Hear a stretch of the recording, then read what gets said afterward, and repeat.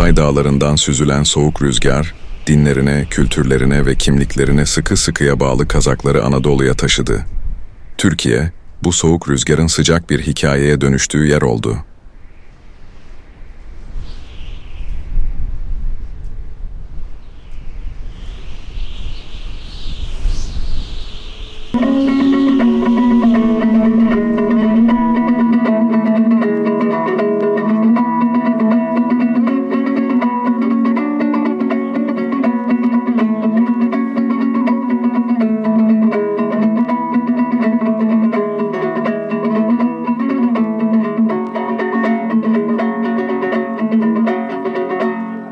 Keskim gelip dur del kezer balalık kezim menin. Bular ed Altay köy sondagандай korbular özlerin men. Es kalmay yaş nerse oynap jürgen sol tatlı günler menen. Keskim gelip dur del kezer balalık kezim menin. Tauga çıkkım keledi, kozu jaygım keledi. Kızıl tau men aktamda uğray tergim keledi. Tauga çıkkım keledi, kozu jaygım keledi. Keşe bakır suunda maltap jürgüm keledi.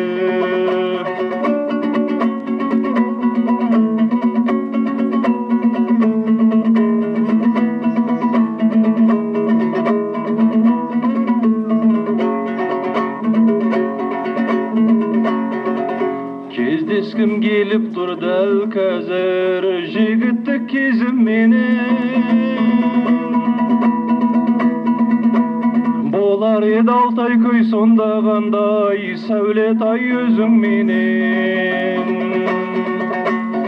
Est alıp maz kılıp oyga salgan sol tatlı günler menen. Öldürgen örtegen karagan közüm menen. Tauga çıkkım keledi, kozu jaygım keledi. Kızıl tau men aktamda uğray tergim keledi. Tauga çıkkım keledi, kozu jaygım keledi. Ülken köpür astında жазgım keledi.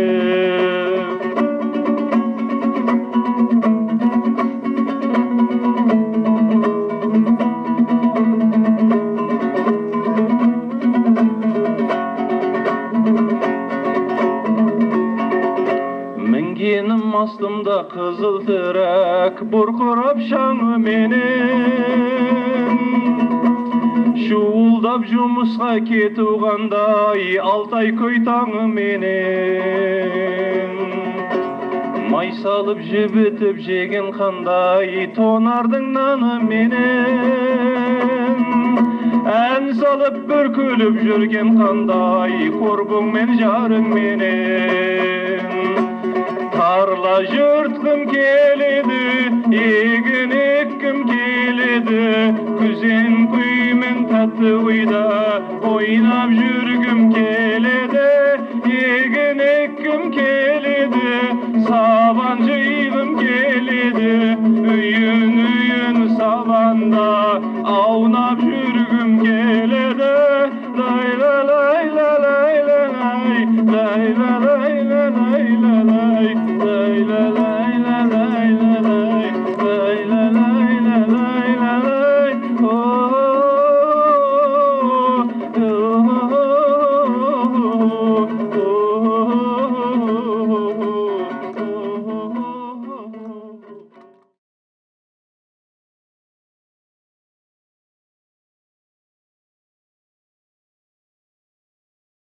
Altay, İli, Tarbagatay, Tibet ve Himalaya dağlarının sarp ve zorlu coğrafyasını aşarak büyük bir özveriyle göç eden Kazaklar, yolculuklarını Keşmir ve Hindistan üzerinden sürdürerek bağımsızlığını ilan eden Pakistan'a ulaştılar. Pakistan'da 13 yıl süren zorunlu bekleyişin ardından 1952 yılında Bakanlar Kurulu kararıyla İskanlı göçmen olarak Türkiye'ye kabul edildiler.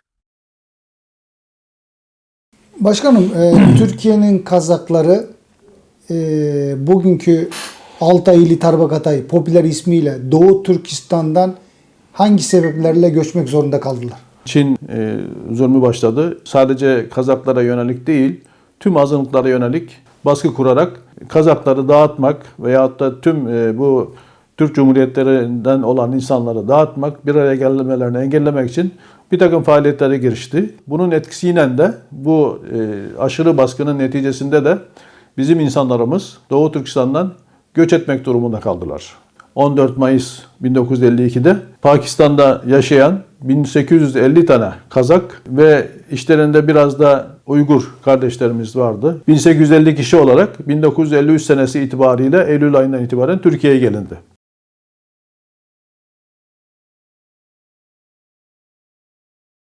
Kazaklar, Anadolu'nun sıcak topraklarına adım attı. Kayseri'nin tozlu yollarından Konya'nın ilçelerine, Niğde'nin dağlarına ve Manisa'nın ova topraklarına uzanan bu yolculuk, arayışın sembolüdür. Kaydan geldiniz siz? Ben Zeytinburnu'ndan geldim. Kaygacaksın. Ben Türkiye'nin Kazaklarından. 51 senesinde Türkiye'den, sırttan Türkiye'ye 51 senesinde geldik. Sodan beri cürüp oturamız, turamız, cürümüz, mal bakamız, makine tigemiz, kolgap patek tigemiz, alışverişimiz bolar, bazarga çıkıp alışverişimiz yok, kayıt gelemiz. Öz arabamız ben. Peki Kazaklar buraya geldiği zaman uyum sürecinde kolay, rahat uyum sağladılar mı Türkiye'ye? Uyum salladı, çok uyum sallak etti. Türkiye'me. Nazırımla Kuney degen, Kuşla degen yerde Kazak Türkiye bilmeyimiz. Barımız Kazakpız dep jüre bere Türkiye'lerдің özü. Tanımal, köp tanımal, жақсы жер. Keң aytып, havası da жақсы, rahatpız. Burası Konya'nın Karatay ilçesine bağlı İsmil Mahallesi olarak geçiyor. Eskiden burası İsmil köyüydü. Köyün ismi zaman zaman değişti. Demirkent kasabası olacak dediler. Şu anda 10 bine yakın nüfusu var. İşte bu gördüğünüz cami, buraya yerleşen 61 hane, 244 nüfus Kazak Türklerinin yaptığı cami, küçük bir cami. Yanında minaresini de bizim Kazaklar yaptılar. Aşağı yukarı 74-75 yıllarına kadar bu köyde Kazaklar canlı olarak yaşıyordu. 10-15 hane vardı. 74'ten sonra Kazaklar çoğu taşındı İstanbul'a. Şu anda köyde 3-4 hane falan var. Bizim Kazaklar buraya kaç yılında geldi? 1953'te geldi. Buraya geldi. Evler bitmemişti. İlk önce okula geldik. Okulda biraz bekledik. Evlerin bitmesini bekledik. Ev bittikten sonra buraya yerleşim oldu. Şimdi dil konusunda Türkçe pek bazı bilmiyordu burada. Bugün bir kasaba gidiyor, yaşlılarımız eti görüyor, diyor ki semizba, semizba diyor. Semizba, kasap anlamıyor. Temiz diyor kasapta. Temiz hemşerim, bizim etler çok temiz diyor. O da semizba diyor. Oradan birisi diyor ki bizim Kazakların şeyinden biraz anlıyor galiba. O da diyor ki bu adam etli mi, yağlı mı diyor.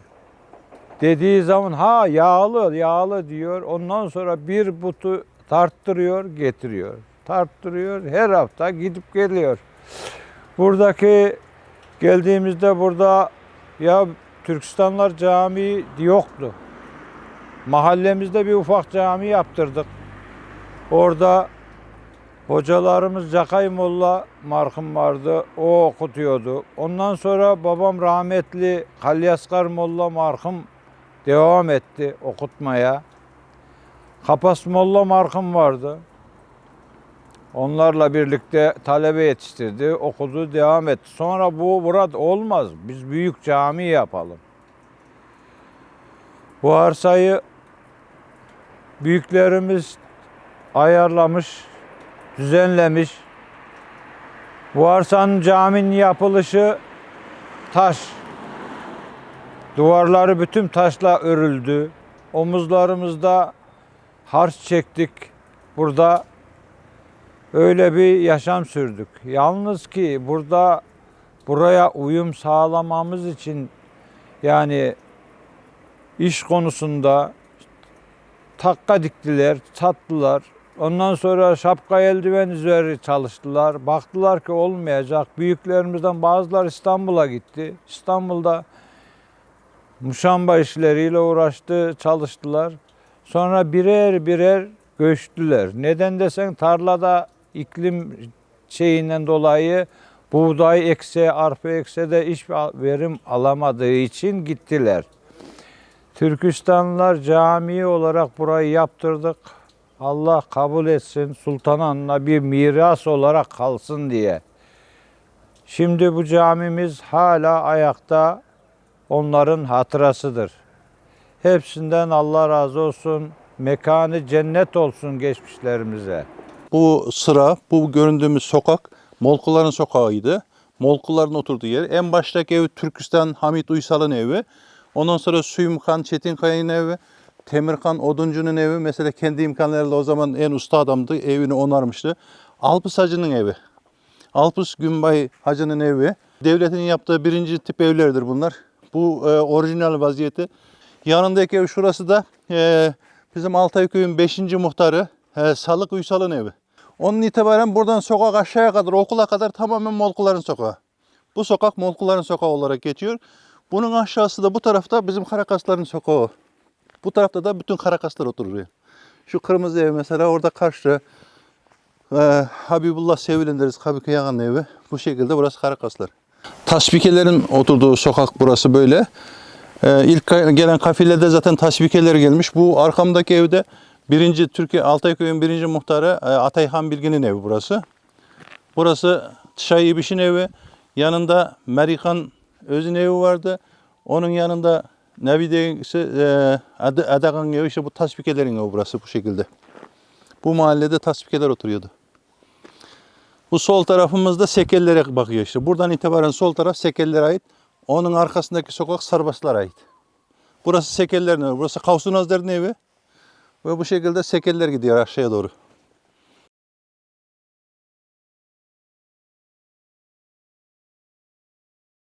...1986'da İstanbul Zeytinburnu'nda doğan bir hayal, Kazak Türkleri Vakfı'nı temellendirdi. O günden bu yana, vakıf, Kazak kültürünü yaşatma, yardımlaşma ve birlikte güçlenme amacıyla kilit bir rol oynuyor. Aksakalların vakfı kurmalarındaki amaç neydi? Şimdi tabii her şeye maddi açıdan bakarsak maddi refah, maddi gelişmişlik insana bazen güzel şeyler de sunmuyor. Kahve deniyor, kahvehane deniyor, diskolar başlıyor, barlar başlıyor. O şekilde yani gece yaşamına yönelik hayatlar da başlıyor İstanbul'da tabii. İstanbul kalabalık bir şehir olduğu için gençlerimiz elimizden gidiyor. Gençlerimize Kazak örf adetini, İslam örf adetini öğretemiyoruz. Bunları ne yapacağız? Buna bir çözüm bulalım. Ne yapalım, ne edelim? Bir birlik olalım. Hem İslamiyet'i öğretelim, dinini, diyanetini, devletini, milletini unutmasın. Hem de Kazak olduğumuzu unutmayalım. Kazak dilini öğretmeye çalışalım. Kazak kültürünü öğretmeye çalışalım. Bu gibi faaliyetler yapabilmek için bir kurum kuralım diye böyle bir evlerde toplantılar yapılarak ve neredeyse 1-1,5 sene süren bir süreç içerisinde bu faaliyetler en sonunda vakıf olalım diye karar kılınıyor. Ortak bir kararla Kazak Türkleri Vakfı bu şekilde kurulmuş oluyor 1986 senesinde.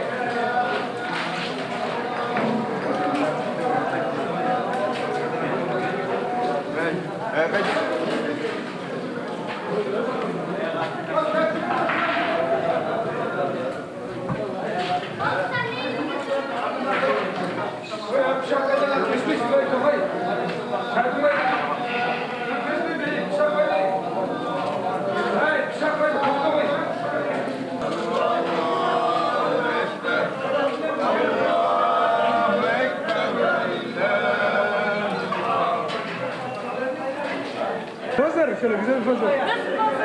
Güzel güzel.